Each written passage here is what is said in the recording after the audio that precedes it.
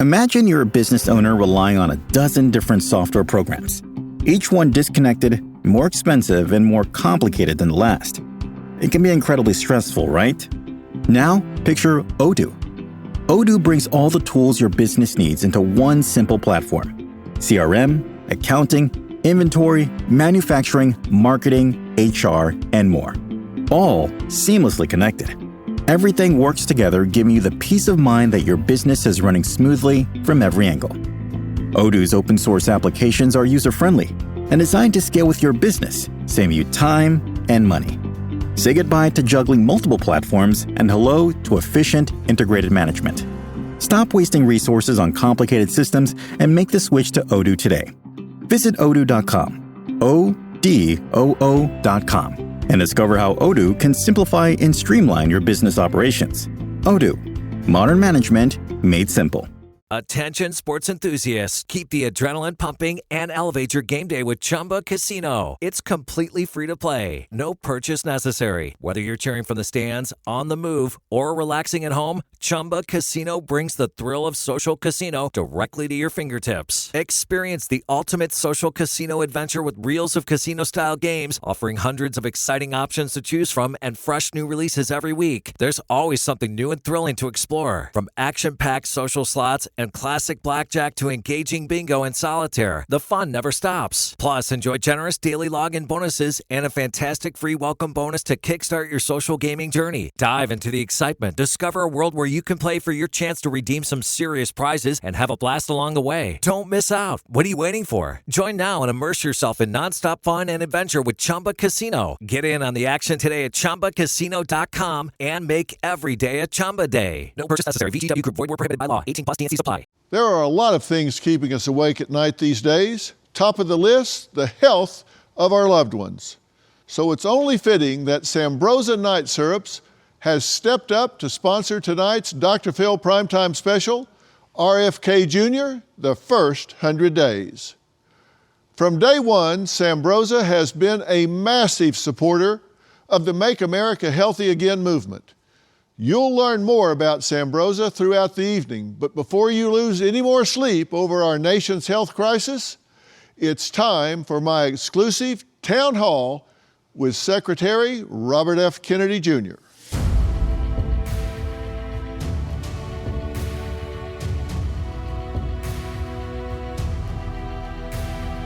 Tonight, I am sitting down with a man who refuses to be silenced. Now, listen, this man has walked through fire, personally, politically, professionally.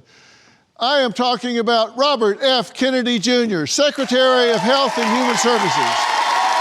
Now, listen, he has long been a voice of dissent and a fearless challenger of norms and a relentless advocate for what he believes is right. From addressing the rise in chronic disease to reevaluating nutritional standards, his journey has been anything but conventional. He's faced criticism and controversy, yet remains steadfast in his mission to make America healthy again. Now, tonight, a candid, no-holds-barred conversation about the first 100 days of this administration. And this isn't just about me talking to Secretary Kennedy, it's about him engaging with all of you here. This is your town hall, and I'm bringing your questions, your concerns into the conversation. But without further ado, everyone please welcome my good friend, Robert F. Kennedy Jr.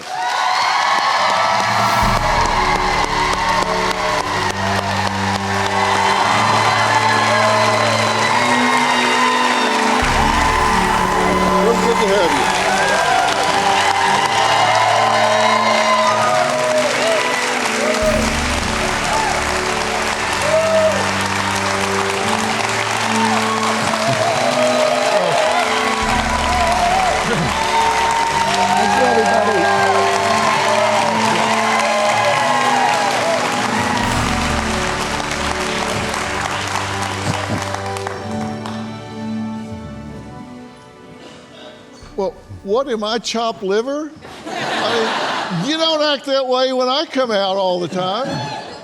You got some fans in the house, I think. Thank you.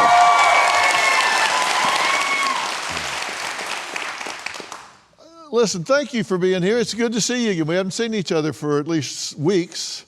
So you've been really busy.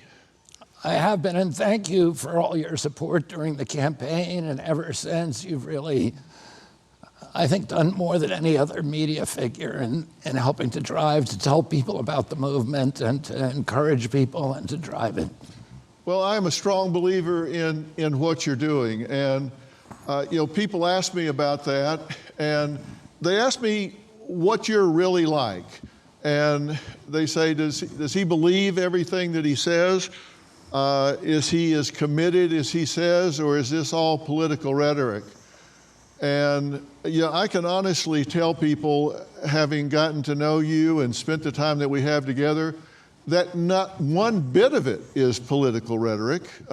It would be so much easier on you if you were talking politics, but these are things that you are seriously committed to and have been for a long, long time. You're not a Johnny-come-lately to this wanting people to be healthy again and bringing health back to America. This is something you grew up believing. You were raised to believe that you really needed to be in the homes of average Americans, helping people get things that they didn't have access to, get to places they couldn't ordinarily get. That's the way you were raised. Is that a fair statement? It was the way, I was an environmental lawyer for 40 years doing advocacy. I started the biggest environmental group, clean water group in the world. And it's called Waterkeeper, and it's still, we're in 46 countries. We have 350 waterkeepers, each with a patrol boat on a local waterway that sues polluters. And that was my career. I got dragged kicking and screaming into this arena, through the vaccine issue. In 2005, I published an article in Rolling Stone on thimerosal, which is a mercury-based preservative that is used in vaccines. It was taken out of some children's vaccines in 2003, but the same year the CDC recommended the flu vaccine, which is loaded with mercury, for pregnant women in any month of pregnancy, for children at 6 months, and every year thereafter. And they're actually getting more. A kid today could get almost twice as much thimerosal as children in 2003, so there was never any break. And it's a neurotoxin, a very potent neurotoxin. It's associated with all kinds of neurological and autoimmune illnesses in kids. I wrote an article about that, and it really changed the course of my life. It wasn't something that I chose to do. And it was, you asked if this was a sort of a political choice for me. This was literally the worst career choice that I could have made. I lost friends immediately. I lost a lot of family members. I lost a lot of my allies in the environmental movement, relationships that I'd built up, political allies that I built up for my whole life. And it's only, but I kept working on the issue, and it was only by hook and crook and divine providence that I ended up here. It certainly was not a plan. No, I know that it wasn't. But now you've pushed back against authority in the United States, particularly authorities, particularly lately, with regard to health. You now are the health authority in the United States, sitting atop the Health and Human Services with 82,000 employees and a $1.7 trillion budget, which represents nearly a third of the entire federal budget. I mean, do y'all realize this is a third of the entire federal budget and 7% of the GDP? This agency is twice the size of the Pentagon, which is the next largest. Yeah, twice the size of the Pentagon. Our defense budget is dwarfed by it, and this is something that is so staggering to me because we have the highest healthcare cost and the poorest healthcare delivery of the other 37 developed nations that it's compared to. You intend to change that. We spend 2 to 3 times what any other country in the world spends on healthcare, and we have the worst outcomes. We're literally the sickest people in the world. We have the highest chronic disease burden of any country in the world. During COVID, we had the highest death rate from COVID of any country in the world. So we had 16% of the COVID deaths in the United States, and we only have 4.2% of the world's population. And so it's a mystery why people are getting awards and kudos and applause for managing COVID in this country, because we literally did worse than any country in the world. Now, if you ask CDC, why did we do so poorly? They say, well, it's not our fault. It's because Americans are so sick, which, by the way, is their fault. But your body is a system, and when it's running right, you feel focused, energized, in flow, but sometimes we struggle to find that flow state. Why? Because there's too much static in our system, brain fog, fatigue, and inflammation. The Echo Flask clears the static by infusing your water with molecular hydrogen, a natural science-backed gas that helps your body think sharper, recover faster, and run smoother. This is more than hydration. It's better focus, more energy, faster recovery, less internal stress, and longer-term benefits that keep you sharp. When your water works harder, your whole system does too. Find your flow state with the Echo Flask hydrogen water bottle and get an unlimited supply of hydrogen water at home and on the go. Visit echowater.com/Phil and use code Phil for 10% off. That's echowater.com/Phil. Enter code Phil to save 10%.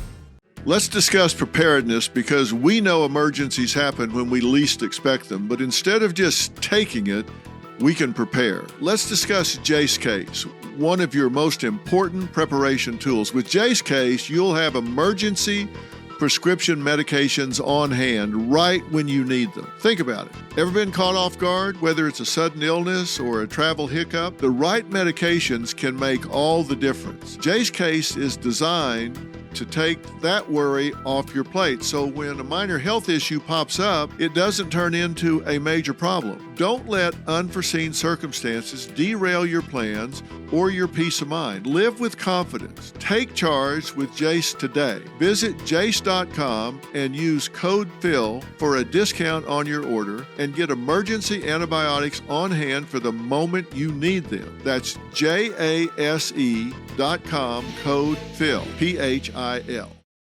the CDC said the average American who died from COVID had 3.8 chronic diseases. And so they had obesity or diabetes or asthma, and then one other thing, or some other combination of chronic disease, and that's really what killed them. These were people who were so sick that they were basically hanging from a cliff, and COVID came along and stamped on their fingers and dropped them off. But they were already living lives that were burdened by sickness. And what we need to do as a country, we're really, if you look at the data today, the fertility of our kids is down. A teenager today has half the testosterone of a 68-year-old man. They have half the sperm counts of an older man. Our girls are hitting puberty 6 years early. Now, earlier than historic levels. They're hitting puberty between 10 and 13 years old. And these are all, and the infertility is now going up in women and men. We have 74% of our kids cannot qualify for military service, so this is a national security issue. And we're spending, I met with the health minister of Indonesia this week, and he said in his country they spend $3,300 a year per patient, and they have an average lifespan of 84 years old. We spend $12,000 a year per patient, per capita, And we have a lifespan of 79. We used to have the same lifespan as they did in Europe, but the Europeans have now moved 6 years ahead of us, and we've stayed stagnant. So we're spending 4 times as much, and our life expectancy is going down. Something's wrong. I mean, clearly something's wrong.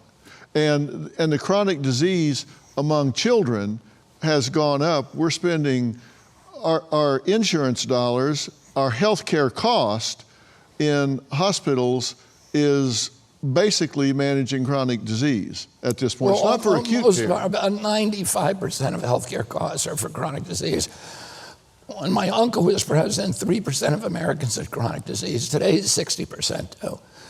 When my uncle was president, and I was a 10-year-old boy, we spent 0 on chronic disease in this country. The first pill that people were supposed to take kind of on a regular basis was the pill. But we didn't even have treatments back then.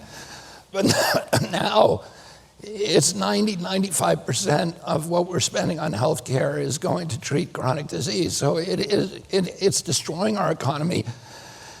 Healthcare costs rise every year by 2% greater than the economy is growing. So this is existential. We cannot keep this up. I talked to the biggest furniture manufacturer in Wisconsin the other day, and we were talking about the tariffs and whether those were going to help him bring manufacturing home, and he said, I don't care how high they raise the tariffs. I cannot manufacture in this country because of the healthcare costs. The healthcare costs that I spend on a single worker, I can pay the entire salary of a Vietnamese worker. Yeah. So I can't move it back here. So it's crippling our business, it's crippling our country, and we've got to figure out a way to reverse this trend. Yeah, and let's talk about this. You talk about the chronic disease in children, and one of the things you've come up with is a list of the root causes. And I've made a graphic of it up here, so I've given you a big prompter you can use up here. The potential root causes of childhood chronic disease epidemic. And these are the things that you're putting on the list of things to work on, right? You're talking about diet, absorption of toxic materials, medical treatments, lifestyle, environmental factors, government policies, food production techniques, electromagnetic radiation, and corporate influence, and cronyism. Talk about some of these things that this is where this is all coming from. This is a hit list of things that need to be addressed. And this is on your to-do list. Yeah, on February 14th, President Trump signed an executive order that is called the MAHA order to create a commission, a MAHA commission, and these are the metrics that we are now studying. So we have 100 days to put out a report, and then another 60 days after that to put out a list of deliverables about what we're going to do to end it. And I would say the top concern is the diet. We have 10,000 ingredients in our food, and in Europe they only have 400. Most of the stuff we put in our food is banned in Europe. Oh, that is a crazy. That's a crazy ratio. And if you look, for example, food dyes, which we've announced now, we're going to get rid of all the food dyes within 2 years.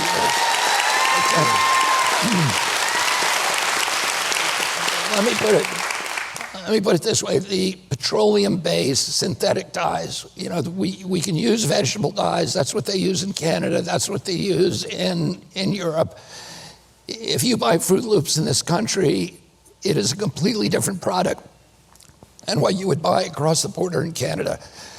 The Canadian version of Froot Loops, which is made by the same company, Kellogg's, has only vegetable dyes in it and a limited number of ingredients. In our country, it's all chemical dyes. And the food processors say, if we ask them, why are you poisoning American kids and you're not poisoning Canadian kids? And the answer, of course, is Canada won't let them. But why are they using those ingredients in our country? Because they're cheaper and because the colors are more vibrant. And they found that if the colors are more vibrant, kids want more of them. And that's the problem, is that I was involved kind of peripherally in the tobacco litigation back in the late 1980s. And the tobacco companies were, at that time, the wealthiest countries, the most cash-rich companies on earth. And they saw the writing on the wall. They saw that they were going to face litigation and regulatory headwinds. They saw that their customer base was shrinking. And they began to diversify. So they targeted the food companies. And by 1994, the two biggest food companies in the world were R.J. Reynolds and Philip Morris, or tobacco companies. They took thousands of scientists that were involved in making tobacco more addictive and more attractive, particularly to kids. And they transferred those science to their food division. And those scientists went into the lab and began creating ingredients and identifying ingredients that make food addictive. So putting in loads of sugar, which is addictive, and sodium, and then developing these ingredients that mimic natural flavors. So they'll mimic a strawberry flavor, for example, and you're hungry for strawberries, and you can smell and taste this ingredient, but it has no nutrients in it. When you eat a strawberry, oh, sorry, I duck.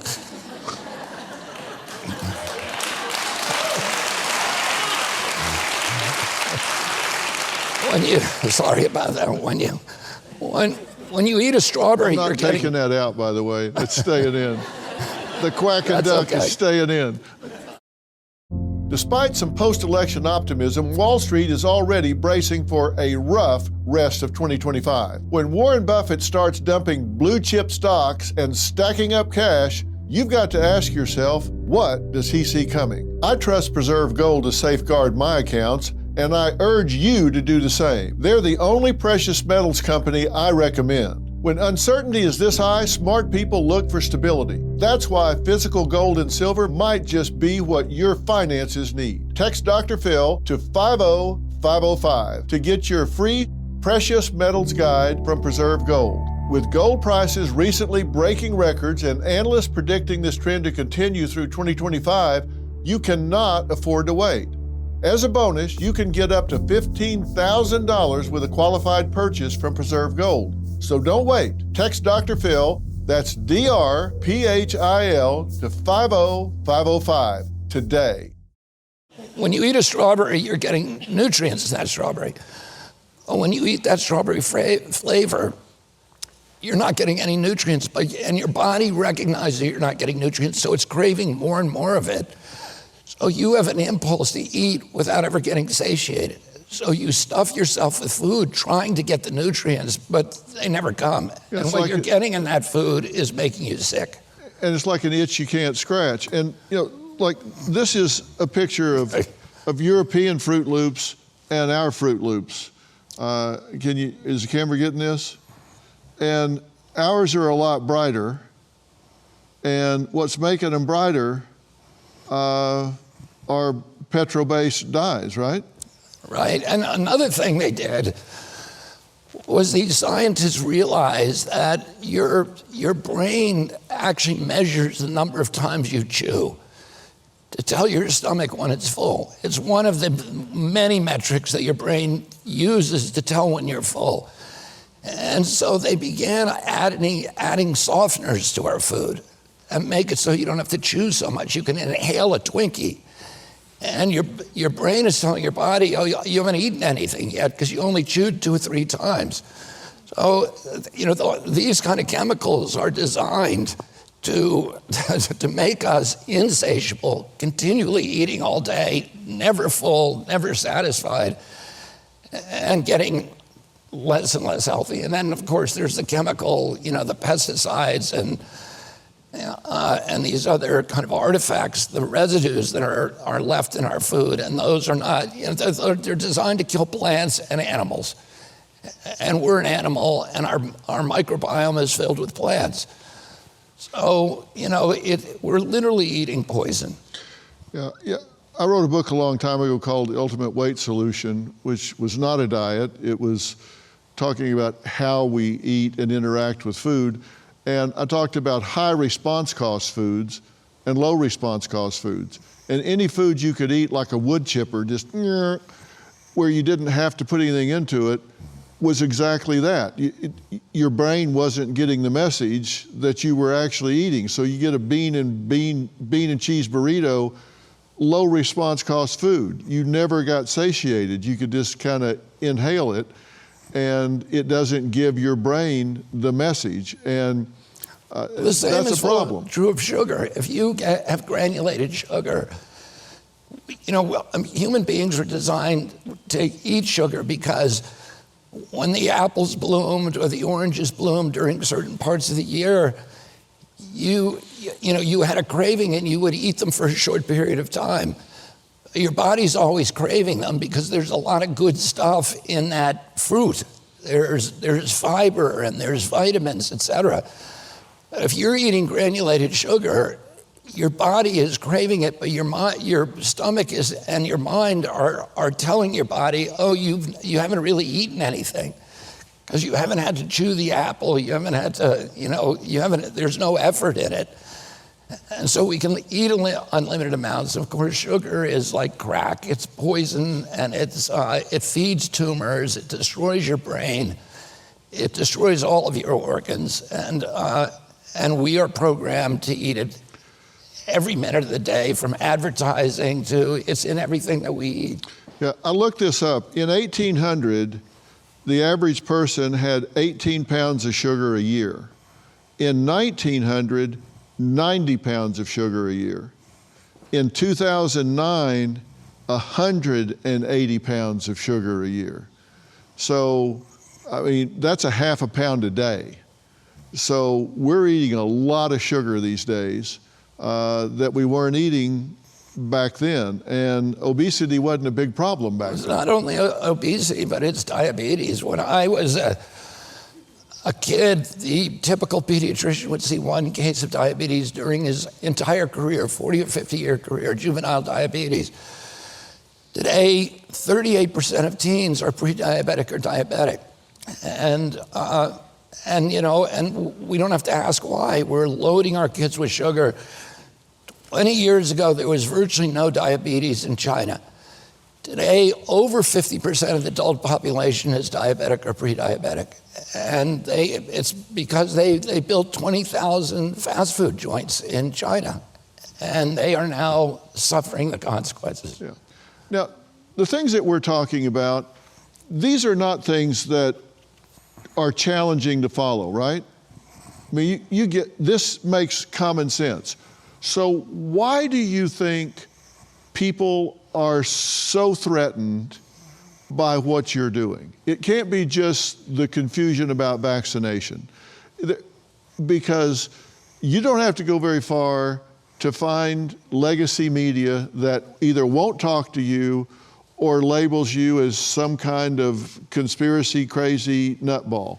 Why do you think people are so threatened by the message that you are delivering? Because you're saying this isn't you coming up with what you're going to do and what you think should be done. You have a solid commitment to gold standard science, empirical science that's not corporate captured, that is truly empirical, replicable science with good methodology, good sample sizes. And what you're talking about here is irrefutable. These are facts. Why do you think people are so threatened by your message? Well, I don't think it's a mystery. The industries that profit from these products are very powerful industries. And they're industries that not only control Congress, the pharmaceutical industry has, I think, 2 or 3 lobbyists for every member of Congress and the Senate. And the processed food industry is also very, very powerful, and they're both huge advertisers on the media. Roger Ailes, who was the founder of Fox News, and I had this strange relationship with Roger Ailes because when I was 19 years old, I spent 3 months in a tent with him in Africa doing a film over there, and we became good friends.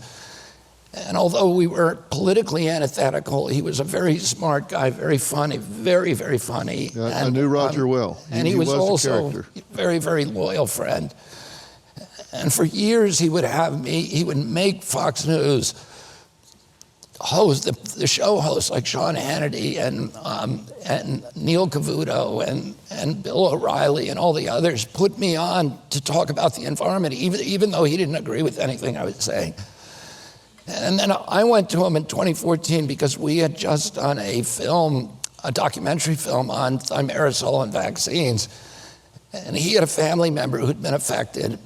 And he said, there's nothing I'd rather do. I believe everything in this film. There's nothing I'd rather do than put this on. But if any of my hosts allowed you on to talk about this issue, I would have to fire them. And if I didn't fire them, I would hear from Rupert, meaning Rupert Murdoch, within 10 minutes. And the reason for that, he said, is 75% of his advertising revenues on the evening news shows were coming from pharmaceutical companies. He told me at that time, I don't know if this is still true, but that typically on an evening news show, there's 22 advertisements, and 17 of those are pharmaceutical ads. The pharmaceutical companies really like evening news because only old people watch the news. On TV, I have a 28-year-old kid, and I said, have you ever seen an evening news show? And he said, no. He's very well informed, but he gets it from other sources. And so they're advertising to people who are the biggest buyers, purchasers of pharmaceutical products, but they're using that leverage to get control, not only to advertise their products, but to get control of content. So, Anderson Cooper gets a salary of something like $20 million a year, but probably 75% of that is coming indirectly through pharmaceutical companies. So that's who his boss is, and that's why he's reporting to, and that's why during COVID you saw, all of these news channels completely on board, shaming people who didn't go along with the government orthodoxies and drumming up fear about COVID, printing the deaths on the chyrons every day and the number of cases, et cetera. And there was and fortifying an orthodoxy that just so happens to create huge profits for their advertisers. And the food companies are the other big advertisers, so the cereal brands, et cetera. So they have tremendous power over the media. And that's one of the reasons I think that I get such blowback. Has it been worse than you expected since you have taken over? Has the pushback, the character assassination, the twisting of words, the taking out of context, has all that been worse than you thought, or has it been about what you expected? I mean, I'm pretty used to it because I've been doing it for 20 years. And it was always, I've been censored for 20 years. So, and during COVID, I was surprised because they removed me from Instagram. And they said it was because I was passing misinformation.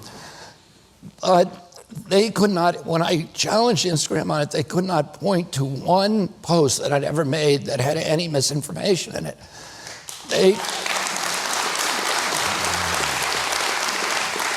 I was always very careful about what I posted because I knew, I was used to being challenged, so I didn't want to put something up there that was wrong. Oh, every fact that I ever put on Instagram was cited and sourced to either government databases or peer-reviewed publications. And I had a fact-checking operation like I think no other in America. We had 350 MD physicians and PhD scientists on our advisory board, including the Nobel laureate Luc Montagnier, who was the guy who got the Nobel Prize for discovering the HIV virus. And those people would not have stayed with me for a second if I was posting irresponsibly. So, in fact, when we got, I sued them on this. I sued the Biden administration, and I won that lawsuit.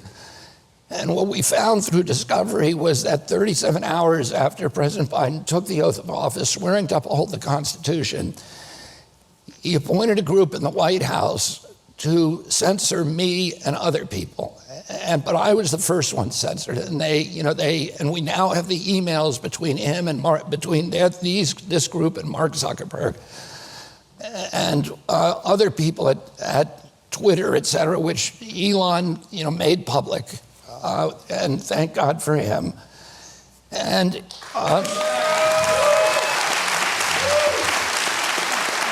I don't think we'd have free speech in this country if it wasn't for Elon Musk, because he opened up Twitter and he allowed people to see what was actually happening. And by the way, against the advice of all of his attorneys, he turned all these documents over to a bunch of journalists and said, do what you want with them. Yeah. That's unheard of. So, and he lost billions of dollars. He gained it back, and now he's lost it again. But so I was used to it. Instagram immediately canceled me, took me off. I lost 1 million followers. And for a year, they would not even explain it. And ultimately, we were able to talk to them. And and when President Trump came in, they put me back up again. Yeah, it's about time. All right, we're going to take a quick break. But don't go far, because tonight's town hall meeting will have limited commercial breaks, thanks to our main sponsor, Samrosza night syrup. Samrosza is committed to America's health through its safe and effective night syrups and its unwavering support of Secretary Kennedy. We'll be right back with more of our conversation, and our audience is going to start getting involved because this is a town hall, not just a show, after the break. Welcome back to our special town hall tonight, RFK Jr., the first 100 days. Robert Kennedy Jr. is the Secretary of Health and Human Services. We're talking about the first 100 days. We're going to involve the audience here in just a bit and let all of you here ask questions and give comments. There's been a lot of conversation recently about whether to get vaccinated in general. At the same time, we have a measles outbreak. Tell us what we need to know about the measles outbreak that's going on right now. Is this any more than we've had in previous years? Is it about the same? Where are we? This is the second biggest outbreak since 2000. So the biggest outbreak, which is about 1,200 cases, was in 2019. We have now, I think of this morning, about 847 cases in our country. We have 3 deaths. We've had I think a total of 4 deaths from measles since 2020, or since 2000, sorry. I would say that we're doing well. If you look at Canada, they have roughly the same number of measles cases, but they have 1/8 of our population. Europe has 10 times the amount of measles cases that we have. They've got about 7,000. Last year, Europe had an outbreak of 127,037 deaths. One of the MMR vaccine, the measles vaccine, pretty much for a time ended measles cases. But the vaccine wanes, and also a lot of people don't get vaccinated. And the outbreaks are mainly taking place in unvaccinated communities, but there's also some vaccinated people that get sick. The vaccine wanes about a little over 4% per year. Mm-hmm. That means a lot of older people are walking around with very little protection, if any protection. And there's the most famous infectious disease, the number one infectious disease expert in the world in 1963 when they put in this vaccine was Sir Graham Nelson. Is that me or you? This is not me. I don't see it. Well, just be sure I'm going to kill this thing completely. I don't bring my phone to the stage. I'm sorry. I checked my pockets before I said that. I saw that. Yeah. But Sir Graham Wilson said, at that time, he said, this vaccine is a leaky vaccine, and ultimately it's going to wane. And the problem, I'm going to say, first of all, the measles vaccine works. So if you take that vaccine, you're unlikely to get measles. You're much less likely to get measles than if you don't. And, HHS continues to recommend that vaccine. But there are problems with the vaccine. And, the problem is really with the mumps portion of the vaccine and the combination. And it was never safety tested. That combination was never safety tested, and people just assume that, if the three separate vaccines were safe, and when you combine them, they would also be safe. But we now know there's some viral interference. And the combination vaccines seem to be linked to a lot of adverse events that they were not getting from the separate vaccines. So. Yeah. The mumps part of the vaccine has never worked. It was actually Merck, which made the vaccine, was sued recently in a whistleblower case by the lab technician who was ordered to commit fraud. His name is John Kraling. And that case was thrown out on a technicality, but we learned a lot about that vaccine that is disturbing. And what we're seeing is we're seeing a lot of mumps cases in older people, which would be a paradoxical effect of the vaccine because the childhood mumps is usually a benign disease. And if you get it when you're older, it can cause sterility and a lot of other adverse events. So we're now, for the first time, nobody's ever looked at the safety science on these before. But do you recommend people take the MMR vaccine? We are recommending that at this point, but we're also doing studies on it. Okay, you're checking it out, but for the meantime, you tell people... What we're saying is, if you want to avoid measles and if you want to avoid spreading measles, the best thing you can do is take that vaccine. All right, and you are reforming the current vaccine adverse event reporting system. So what you're saying is, your position on vaccines is, look, there hasn't been good tracking of adverse effects. Let's just check it out and see what the adverse effects of these vaccines really are and report those so people can make an informed decision. Exactly. And the problem is that vaccines are the only medicine or medical product that is exempt from pre-licensing safety testing.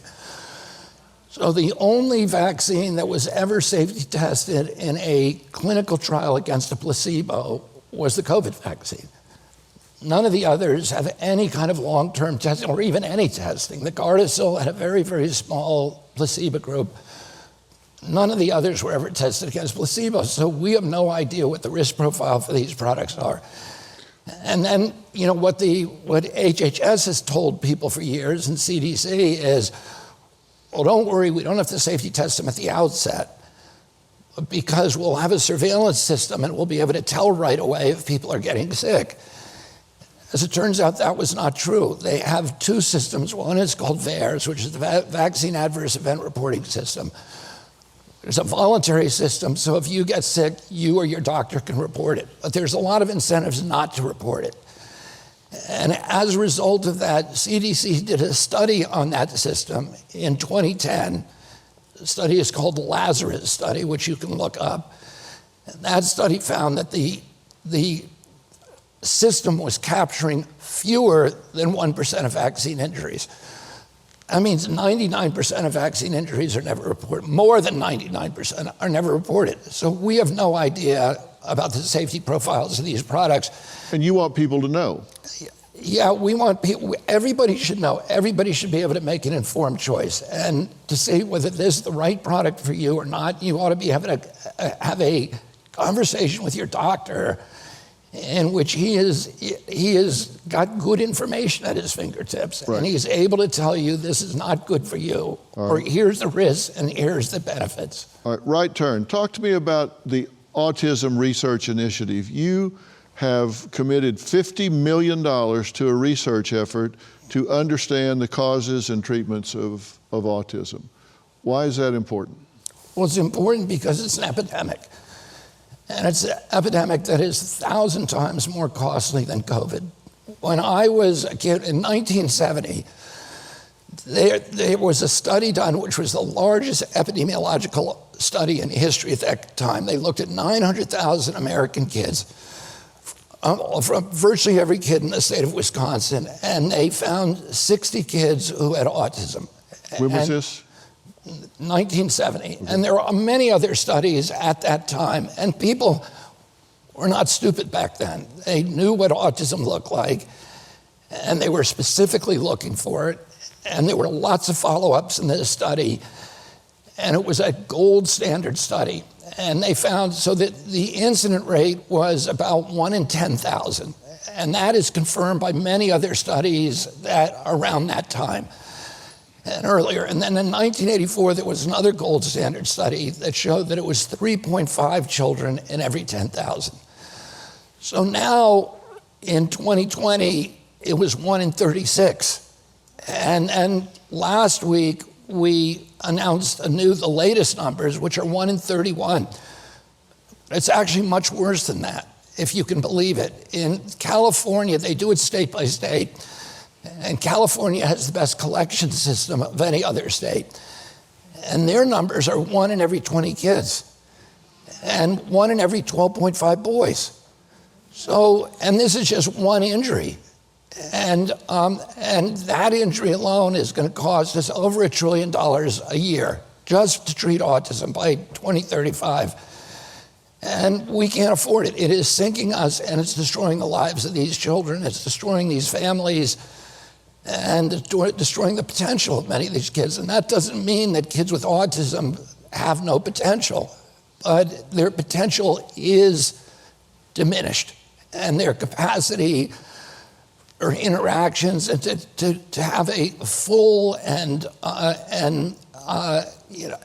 rich the richest potentiality of their lives is definitely laid back. Now, when I said this the other day, I was giving a speech where I was talking about people who have profound autism, which is about 26.4% of people with autism have profound autism. What that means is nonverbal, non-toilet trained. And all these other stereotypical behaviors like toe walking, stimming, hand flapping, et cetera. And these kids have very little potential. That particular cohort has extraordinarily diminished potential.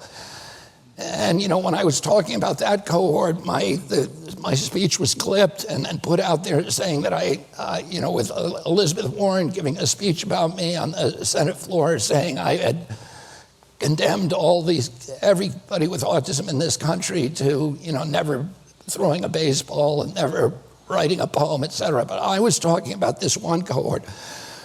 The parents of those children, I got tremendous support from, because they said, finally, somebody's speaking for us. Finally, somebody's recognizing what we're living in. And these are groups that are not active on social media. And they are so consumed by taking care of their child that they're not well organized. They are suffering at a level that is almost incomprehensible to the rest of us. And you asked me about the flack that I get. And, I get a lot of flack from people, and I have for 20 years. But I look at what these families are going through. And, I feel very, very fortunate for my life, because these are kids that had a full potential. Many of them regressed when they were maybe 16 months to 3 years of age. And that has never happened in history before, where somebody, a perfectly healthy child, suddenly becomes intellectually disabled at 2 years old. And you're saying the mischaracterization was that you were saying autistic children in general will never pay taxes, will never play a baseball. I was only speaking of those with profound autism, which is nonverbal, non-toilet trained. Yeah, which is a subset, a specific cohort within that population. And it's about 26 now. It used to be lower. But that group with severe intellectual disabilities is actually growing within the percentage of people diagnosed with autism. And you're spending money and making commitments to researchers to try and figure out causes and treatments of this. So why would someone, if we really want to help this population, if we really want to bring them, this population, diagnostic tools, treatment tools, coping strategies for the children and the families, why would someone want to sabotage those efforts? Yeah, I mean, that's incomprehensible to me, but it's a tribal political issue now. So, that's the way our lives work, but it's not just looking for treatment, which we are doing, but it's also finding out what's causing it. This is an epidemic, and it is clearly an epidemic, and it's happening. And epidemics are not caused by genes. Genes can provide a vulnerability, but you need an environmental exposure. And we need to identify what that exposure is. What is doing this to our kids? And it's probably an accumulation.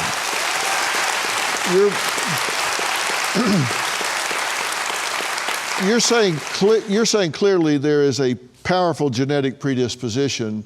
You're wanting to know what the interaction is between the genetic predisposition and environmental toxins or behavioral interactions. You're wanting to know what the interaction is between all of the factors. Let it be 90, 10, 95, 5, whatever. You want to know what the interaction is. Well, whatever's causing the epidemic is not genetic. As I said, people who smoke cigarettes, 1 out of every 4 to 5 died of lung cancer or got lung cancer. That means there was four of those 5 who didn't, so they were okay. So you'd say, is it genes that is causing the epidemic of lung cancer? No, it's not. It's an environmental exposure, and that environmental exposure disproportionately impacts people with different genetic makeups. And we know a lot about the genes among autism kids. We know about some of the genetic differences, that there tends to be less glutathione production. There tends to be higher testosterone. There tends to be less of a capacity to excrete metals.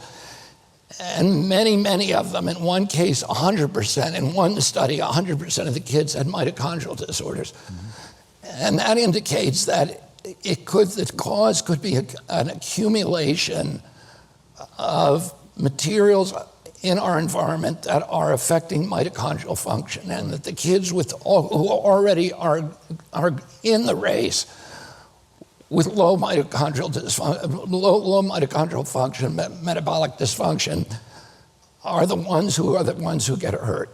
And so we need to look at all of those things, and then we need to do specific looks at the different environmental exposures, and those could be foods, they could be electromagnetic radiation. We know, a couple of things we know is that we know that it's a toxin that became widespread around 1989, because Congress asked EPA, what year did the autism epidemic begin? And the EPA scientists came back and said it's a red line, 1989. So something happened in 1989, some toxic exposure that affected every demographic in our country, from Cubans in Key Biscayne to Inuit in Homer, Alaska. And we also know that it impacts boys at a 4-to-1 ratio to girls. And that's undeniable. You have to look at undeniable. So you need to find it. You need to find a toxin that became pervasive around 1989, and that has that sexual dimorphism and its impacts. Right. Before we go to break, a quick note about another one of tonight's sponsors. Mazza Chips asked to be part of this town hall because of Secretary Robert Kennedy Jr.'s strong stance against seed oil. Mazza Chips are free of seed oils and are the first tortilla chip made with organic corn and grass-fed beef tallow. Now, there's something to think about. Now, I know a lot of you are excited to ask Secretary Kennedy some questions, so when we come back, we're coming to you, and we will be right back. We are back with a Merit TV Town Hall meeting with Secretary Robert F. Kennedy Jr., the first 100 days. And now it's time for you to ask questions about what matters to you and your family. So who's first? Raise your hand. We'll bring you a microphone. Stand up in the 4th row. Yes, you, the one with your hand up. There you go. Say your first name only and state your question or comment. Go. I'm Kendall, and my question is, could you explain the process? I saw the movie Vaxxed, where kids would regress into autism after their 2-year MMR shot. Can you explain the process from the ingredients in the MMR to when it goes in your arm to the encephalitis, brain inflammation, and how it actually causes autism? Can you just kind of explain it in a way that everyone can understand? Well, right now, we're in the process of researching all those questions. And that's something because it's so often reported by parents and physicians that that chain of events where somebody goes in for their 16-month or wellness visit, and they get the MMR and maybe a number of other vaccines at the same time. And many of the parents have reported that their child developed autism immediately after the vaccine. So, okay. And that's something that we're looking at right now. Unfortunately, the problem is that those kind of studies that should have been done on that question a long time ago were never done. Instead, there was a series of epidemiological studies that were created by I would say, captured researchers at CDC, mainly people who work for the pharmaceutical industry. And they produced very bad studies. And none of those studies did the one thing that you would want to do in an epidemiological study, which is study outcomes in an unvaccinated group and health outcomes in a vaccinated group. And no study like that was done by any government agency. And it was deliberate that it wasn't done. But that's one of the things that you're studying now with gold standard science. We are now, and we're doing gold standard science, which means replication, as you pointed out. At this point, there's no program at NIH that requires replication. We've changed that. So we're going to put about 20% of our budget into replicating studies. And that's Do you know what we mean by replication? That means one independent group does a study and they get a result. Then somebody that's totally independent of them has to do exactly the same study with the same parameters and come up with the same result. And the same data sets. Yeah, the same data sets, or it doesn't count. All right, where's Cheryl? 257, Cheryl? Cheryl? Uh-huh.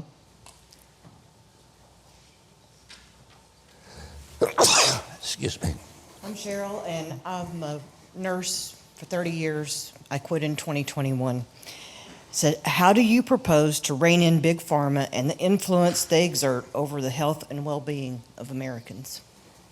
That's a good question, and we are, I would say, to use your words, laser focused on that. And probably the biggest, there are a number of dynamics that account for the capture of agencies by the industries they're supposed to regulate. This process by which the agency becomes almost like a trade association for the industry, a sock puppet, I would call it. The industry it's supposed to be regulating, and that's how CDC and NIH and FDA have functioned in the past. And one of the ways that happens, one of the really potent contributors to that is the revolving door. I think 7 out of the last 8 FDA commissioners have gone immediately to work for pharmaceutical companies. The longest reigning CDC director, Julie Gerberding, who did several $1 billion worth of favors for Merck, immediately became the vice president of Merck's vaccine division. And this is true throughout not just the top level of the agency, but every level of the agency. And we're going to end that so that people cannot go to work for the industry that they've been regulating. Okay, are you against direct-to-consumer advertising of pharmas to consumer? I think that's a huge mistake, and we're looking at ways to end that.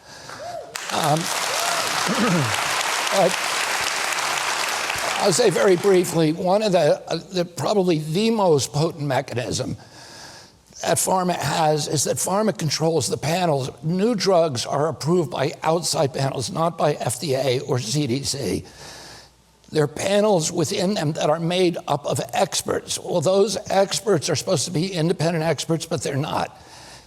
They work for the drug companies, almost all of them.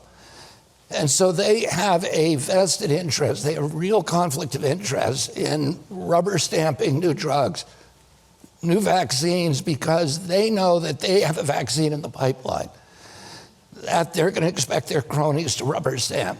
And so these things are just green lighted, flagged through the process with no demand for safety studies. There's never been a pre-licensing safety study for any vaccine that is a double-blind placebo against a placebo. And that's insane. You're mandating this product. It's a liability-free product. You can't sue them if they kill you or they injure you, no matter how reckless or negligent they are. And there's no safety studies at the outset. There's no surveillance system afterward. And you're mandating that product for 76 million American children. And we don't know anything about it. So the only thing they test for is efficacy. Does it stop measles? Yeah, but does it also do something else, cause you seizures or cause neurological or autoimmune disease? We don't know. Nobody can answer that question. So we're changing those panels so that they're going to be independent scientists. And we're going to make sure that every new product is adequately tested, both for efficacy and for safety. That's so good. All right, who else? Stand up. Stand up, we'll bring you a mic right quick. Let's go, move, go. Speed. I'm Nicole. You had addressed a couple of things just a bit ago about years ago the tobacco industry obviously being huge, and at one point, cigarettes and stuff were being advertised like crazy, and then it got banned where you don't see those commercials anymore. Well, how can we ever get these pharmaceutical companies to stop advertising when you just said it's 75% of a lot of times the money? But who wants to hear the harm? It talks about your leg's going to fall off, your eyeball might fall off, all the side effects you get from it. That's not, we want to hear like good products that we can buy, not pharmaceuticals. Well, that's what we were just talking about, direct to consumer, because the consumer can't buy the drug, they got to get it from the doctor. But you're telling it to the consumer, so they'll call their doctor and say, I want that drug, right? And that's what you want to stop. Yeah, and with the tobacco and with alcohol, which alcohol, when I was a kid, you would not see any alcohol ads on television. Now you started to see them when cable TV, because they didn't sign on to the agreement. And it was a voluntary agreement under threat that they were going to mandate it. And my father was actually involved in both the ban on cigarettes and alcohol when he was in the United States Senate. There is a very bad Supreme Court decision on free speech and commercial advertising. Free speech under the Constitution is political speech, and there are many cases that said it doesn't apply to political advertising, that you can do some regulation of political or commercial advertising. At the Supreme Court decision, when the last Trump administration tried to change the drug ads to make them report the price of the drug, the Supreme Court said they can't do that. Now, we think we have other arguments, and one of those arguments, pharmaceutical ads are different than any other ads. Number one, they are advertising a product that the taxpayer is going to have to pay for. If you advertise cigarettes or beer, you're buying it yourself, and you're making that choice. But when you buy a pharmaceutical drug, my agency, in most cases, is going to have to pay for it. So it's the taxpayers are paying for it. So it's a very unusual product in that way. The other thing is that the government, that they're getting a tax write-off from that ad. So the taxpayers are paying for the ad, and then the person who gets that product is billing the government for it. And so it's a very different, we think it's sui generis, that it has arguments that we think, and we're looking at this now with the White House, the ways that we can get by that Supreme Court decision. Okay, Joe, and then we'll go to Courtney. You two stand up, Courtney, and Joe, you stand up. We'll get a mic over to Courtney for next. All right, Joe, go ahead. Yes, thank you. My name is Joe. Mr. Secretary, thank you for coming. Just want to let you know I regard you as a true American hero.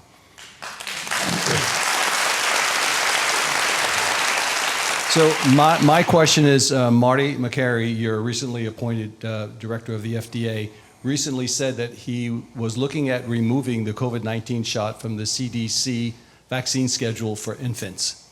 I believe he said that last week, and I'm interested in your opinion and if any other changes should be made in the CDC schedule. I think that is that's something that we're talking about, and I think the justification for giving this shot to children is very, very weak, and particularly since there was the safety testing is utterly inadequate, and children are at almost a zero risk for COVID, and we're seeing a lot of adverse events from the vaccine, particularly in children, myocarditis, pericarditis, even strokes. And people are trusting us American people are trusting us to make a good risk-benefit judgment when we recommend these products. And we need to go back and look at that recommendation. We're doing that right now. Okay, Courtney? First of all, Secretary Kennedy, thank you so much for tackling food dyes. My question is, what do you plan to tackle next? And is there also a plan to tackle PFASs, otherwise known as forever chemicals? PFASs are a class of forever chemicals, and I'm very interested in them. I brought the first case against PFASs. I was part of the legal team on the case on the case they made a movie about, Mark Ruffalo movie called Dark Waters. And then many of the riverkeepers and waterkeepers, particularly Tennessee riverkeeper, have been deeply involved in litigating on this issue, so I've been deeply involved in it. And it's now ubiquitous. They're in everything. They're in our water, they're in our food, and they're in our cooking utensils. And particularly pans that have a protective coating on them, those are not good things to be using. And unfortunately, the ubiquitous use of them is regulated not by my agency, but by another agency, and by EPA, and I'm working with Lee Zeldin on this issue to figure out ways that we can get these companies to transition. One of the problems with PFASs and PFOAs and that class of chemicals is that when you ban one of them, the company simply changes the formula. They remove one molecule and replace it with another, and then they have a new chemical. And the new chemicals are not banned.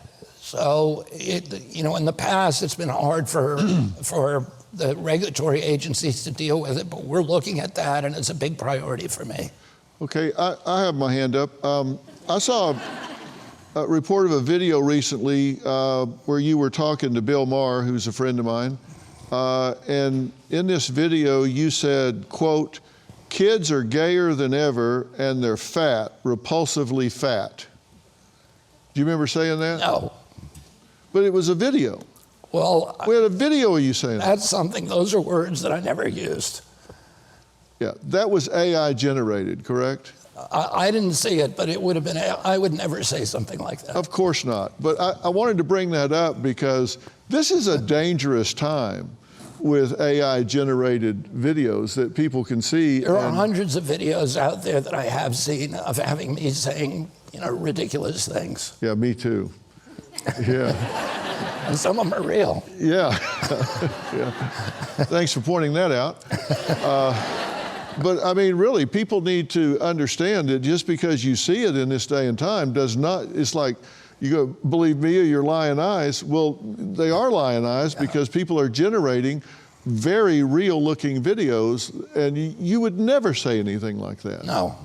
That's not in your vocabulary. That's just not you. And I wanted to bring that up just in case people had seen that and wondered, why would he say that? He didn't say that. You didn't say anything like that. It wasn't even part of the conversation. And I wanted to point that out. Well, thank you. All right, we needed to take a quick break. When we come back, more with Robert F. Kennedy Jr. We're back with Secretary Robert F. Kennedy Jr., the first 100 days and our town hall event. And the audience is asking some questions, and I'm peppering in a few of my own as we go along here. We've talked about infectious disease. I'm going to get back to the audience in a second. And people write about that, but it's chronic disease that is really crippling this society. Why are people writing about infectious disease, but they don't talk about chronic disease, which is crippling us financially, it's crippling us in the workplace, it's crippling us in schools? Why are they not talking about that? I mean, that's a really good question, and I think about that a lot because every new case of measles is a headline. And we've had 4 measles deaths in 20 years in this country. We have 100,000 autism diagnoses in our kids a year. We have 230 million Americans who are diabetic and pre-diabetic, and this was unknown when I was a kid. I mean, every kid who has got a diabetes diagnosis, there should be a headline. Every kid who gets an autism diagnosis, there should be a headline, but you never read about them. And the media is obsessed with infectious disease, and I would say that the probable reason for that is that there's a lot of profit in it. And there's a profit in scaring people and getting them to comply. And one of the things that we're doing that, one of the shocking things to me about what's happening with the measles outbreak now is, and most of it is in Gaines County in Texas, and I've been down there to visit the Mennonites, and there was 2 deaths, tragic deaths. I went to the funeral of one little girl. And one of the things that we've learned is that the medical infrastructure does not know how to treat measles. When I was a kid, there were between 450,000 and 2 million kids a year who got measles. Every kid got measles. There was 4 million kids born a year. And the deaths, there was only 400 deaths, and they were declining precipitously. They were almost all in children who were malnourished, and this was before the poverty programs happened. So the death rate was going down to almost nothing. And nobody got a headline. I mean, I'm a measles survivor. I got a week at home watching Sea Hunt. I got measles. I got chicken soup and vitamin A, which nobody can patent. But now the only treatment that doctors really know about is you got to get the measles vaccine. But there's many things that we ought to be doing for people who actually get sick with measles, and to prevent them, because it's usually not the measles that kills them. It's a bacteriological infection like pneumonia, pneumococcal pneumonia. And one of the little girls had strep. She had bacteria in her blood. That's really what killed her. And she was not being properly treated for that. And what we found, we've got doctors now in these communities that are teaching other doctors how to treat this disease with aerosolized steroids, with budesonide, with clarithromycin, and others. And each outbreak really takes a different set of protocols. And so those are 2 things that we're doing now at HHS, is really figuring out how do you treat these respiratory infections so that, people who don't want to get vaccinated, like the Mennonites, have a religious mandate against it. And we need to know how to take care of those communities. And they complain that when they go to the hospital, they're treated like pariahs, and they shouldn't be. We should have compassion for everybody. And we ought to be able to treat people who are sick. During COVID, it was the first time in history that somebody would go to the hospital. They would get a positive test for COVID, and they would be told there's no treatment. Go home until your lips turn blue, and then come back, and we'll put you on a ventilator and give you remdesivir, 2 things that could themselves kill you. And why didn't we have a lot of protocols? Why weren't we treating people who were sick early on in the sickness so it wouldn't progress? And that, is, I think, a real failure of the health agencies and a failure of the medical system. And we're changing that now. Well, I'm so glad to hear that. I know when they, I said, and I think you know this at the beginning, when they started the prolonged quarantine, I said this quarantine of our children, the shutting down the schools for a long period of time, this prolonged quarantine, will cause more damage and, in fact, more death with our young people than the virus ever would. And I was labeled a nut. I was, seriously, they said he is an absolute nutball. He doesn't know what he's talking about. He doesn't know what I'm saying. But we were at the highest levels. Let me just say this. There was a Brown University study that showed that toddlers lost 20 IQ points on average. Yes. Or 22 IQ points during COVID. I go to schools 2 or 3 times a week to visit, different schools around the country, look at their nutrition and, and cell phone use, et cetera. And every school I go to, the teachers are saying we're dealing with a generation of kids who is so far behind that they need remedial learning because of what we did to them during COVID. During the 1980s, there was a lot of downsizing in this country, and there were books and studies done on the impact. And those studies showed that for every 1% of workers who lost their job, there were tens of thousands of deaths just from not working. Yeah, of course. And we did that for 2 years. We put Americans on lockdown. And we did it with kids when the anxiety, depression, and loneliness were at the highest levels ever recorded. And we pulled their system out from under them, their support system out from under them. And also, we took them away from the mandated reporters who were watching for molestation and abuse, and we locked them up with their abusers with nobody to watch. And their answer was, well, we did the best we could with what we had. No, they did not. They did not do the best they could with what they had. And we abandoned those children to their abusers, and we took their support system away, and we have no plan for closing that gap right now, and our educational system is on the brink of collapse as we sit here right now, and there's no plan to close that gap, and we need to do something about it or we're in trouble. Some last few questions before we go. We've got about 7 minutes before we do. Yes, ma'am. Stand up. We'll bring you a mic right quick. Say your first name and go. And if you got a question, stand up. We'll get to as many of you as we can. Just stand up and be waiting, and we'll come to you quickly. Let's move quick. We got about 6.5 minutes. Go. My name's Annie. I'm a mom of 3 kids. They're 14, 11, and 7. So I've already walked through the vaccine journey with my children. My question for you is, what would your advice be to a mom of a newborn or a mom who's expecting a newborn in regards to vaccines, knowing that most traditional Western doctors do not like to entertain the idea that vaccines are not safe? Okay, 30-second answer and we'll move. I would say that we live in a democracy, and part of the responsibility of being a parent is to do your own research. You research the baby stroller, you research the foods that they're getting, and you need to research the medicines that they're taking as well. Okay, yes. Secretary Kennedy, my name's Andrew. How do you feel about microplastics and nanoplastics in our foods? And do you have any recommendations for how to address that? I'm very frightened of it. And there was a recent study that showed as much as 1% of Americans' brains is now microplastic. And that's very scary. We have known nothing about. We know that the phthalates and the BPAs in the plastics have all kinds of, they're endocrine disruptors, and they're probably carcinogenic, and we are doing intensive research on that right now. And that is scary. Yes, sir, right here. Hi, my name is Zane. Secretary Kennedy, you're 100 days in. You've got a little over 3.5 years left.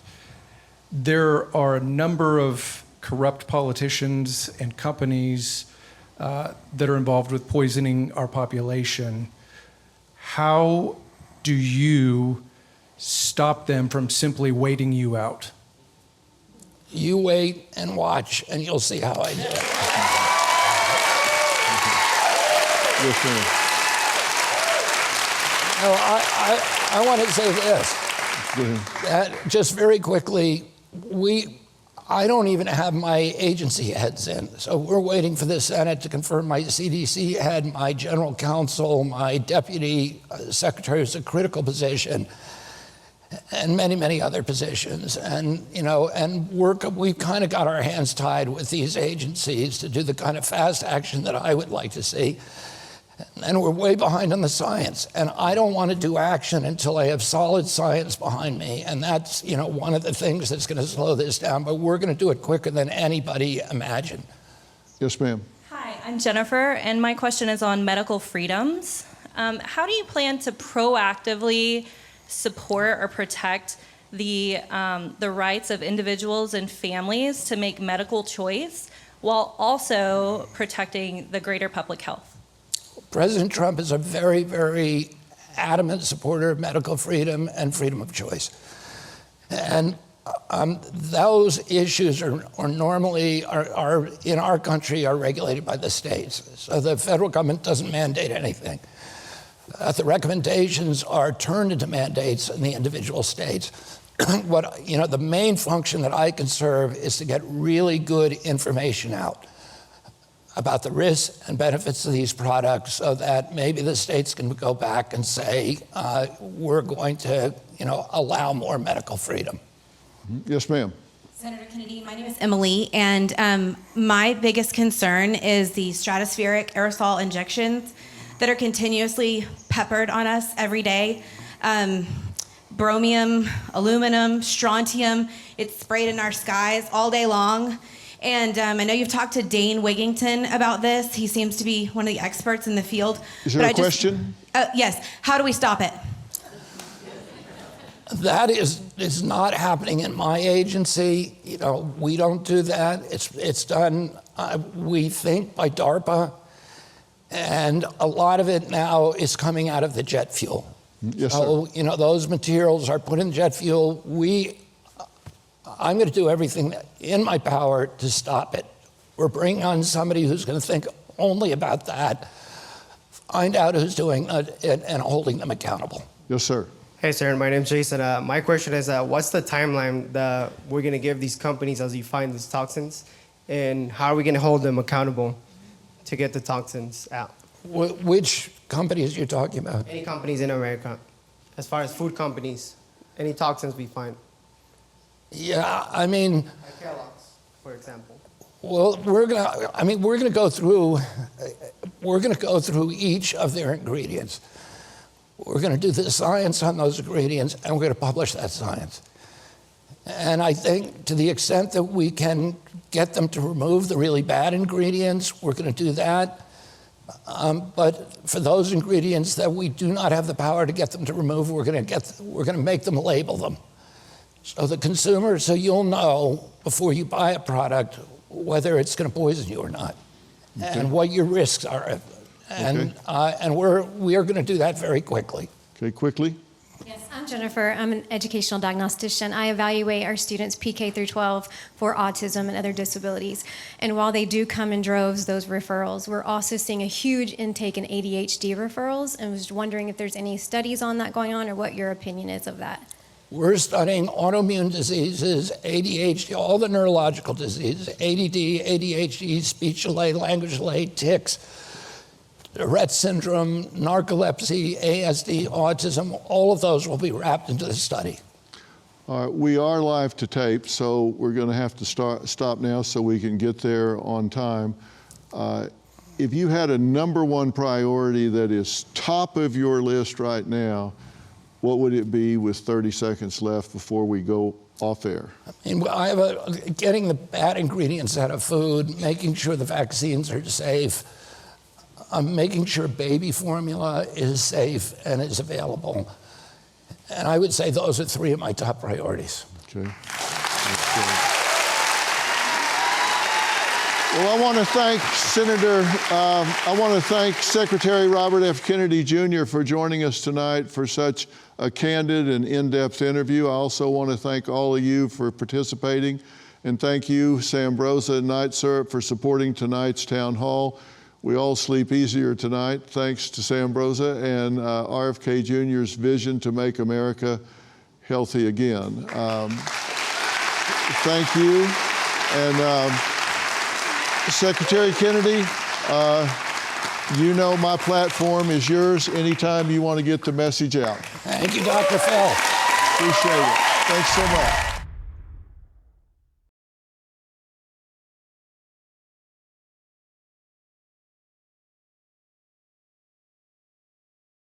Marketing is hard. But I'll tell you a little secret. It doesn't have to be. Let me point something out. You're listening to a podcast right now, and it's great. You love the host. You seek it out and download it. You listen to it while driving, working out, cooking, even going to the bathroom. Podcasts are a pretty close companion. And this is a podcast ad. Did I get your attention? You can reach great listeners like yourself with podcast advertising from Libsyn Ads. Choose from hundreds of top podcasts offering host endorsements, or run a pre-produced ad like this one across thousands of shows to reach your target audience in their favorite podcasts with Libsyn Ads. Go to libsynads.com, that's Libsyn, ads.com today.